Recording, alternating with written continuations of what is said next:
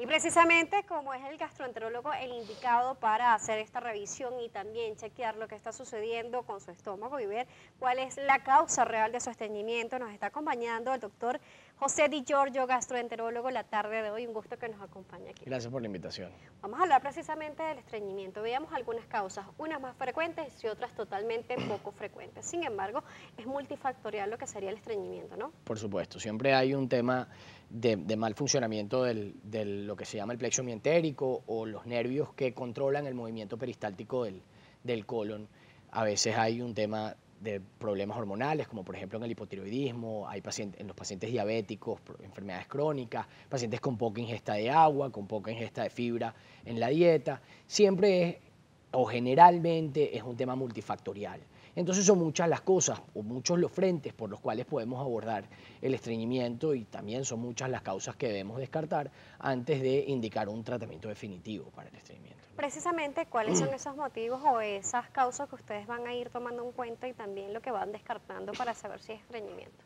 Pues mira, lo más frecuente es un paciente que empieza a tener un funcionalismo o una función inadecuada del plexo mientérico. Es un paciente que va teniendo ganas de ir al baño en determinados momentos del día y normalmente no es el momento ideal para ir al baño. Entonces el paciente se abstiene de ir y pierde lo que se llama su hábito evacuatorio. Entonces ya el cuerpo no sabe cuál es el mejor horario para hacerlo y deja de hacerlo con regularidad. Entonces el paciente empieza a tener heces más duras, heces más compactas, le empieza a costar ir y entramos en lo que es la definición del estreñimiento. Entonces el paciente puede tener una disminución en la cantidad de veces que va al baño, puede tener un aumento en la consistencia o unas heces más duras, aumento del esfuerzo evacuatorio o que el paciente evacúa pero hace o queda insatisfecho a la hora de evacuar. Cualquiera de esos o la combinación de ellos es la definición o se definen como estreñimiento. Claro, cuando una persona de repente no va de manera regular al Perdón. baño, normalmente dicen, bueno, es normal en mí, yo no voy al baño, yo voy cada cierto tiempo, eso es lo normal.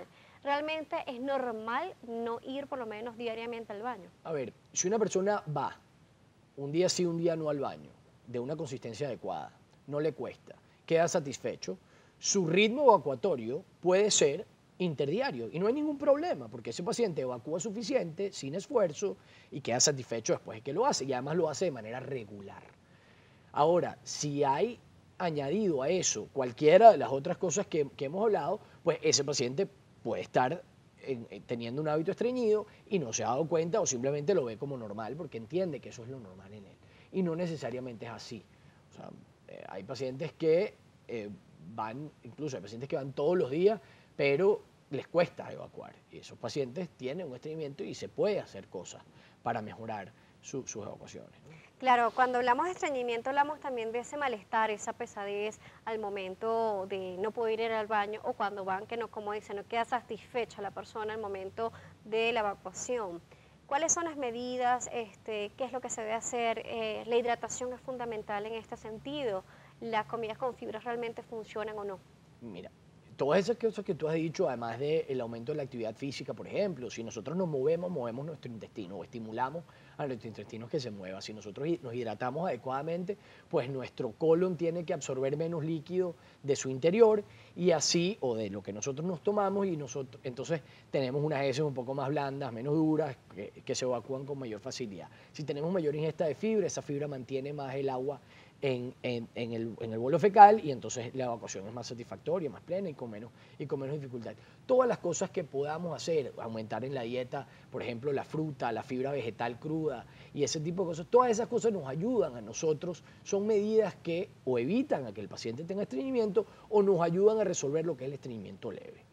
Normalmente para el estreñimiento severo, pacientes que pasan muchos días sin evacuar, que tienen mucha dificultad, que además es crónico, que empiezan a tener esos problemas que a los que tú te mencionabas anteriormente, empiezan a tener sensación de distensión porque no van bien al baño o porque van todos los días pero no tienen una evacuación satisfactoria y tienen lo que se llama un síndrome de defecación incompleta, que es que evacúan, uno come alimentos, vamos a poner un ejemplo, para evacuar 300 gramos de heces al día o 500 gramos de heces al día, dependiendo de lo que coma cada quien, y evacúa normalmente el promedio que puede evacuar son 450 gramos. Bueno, esos 50 gramos de heces o 20 gramos o 10 gramos que se quedan en alguna parte y se quedan en nuestro interior.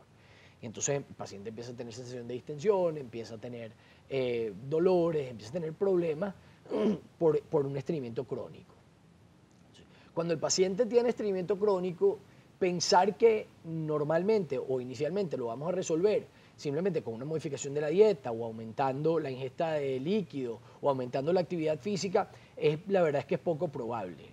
Los pacientes que tienen estreñimiento crónico deben ir a un gastroenterólogo, deben ir a un especialista para que el especialista los ayude, a veces solo de manera temporal y luego de manera permanente, con un medicamento o con algunas otras medidas.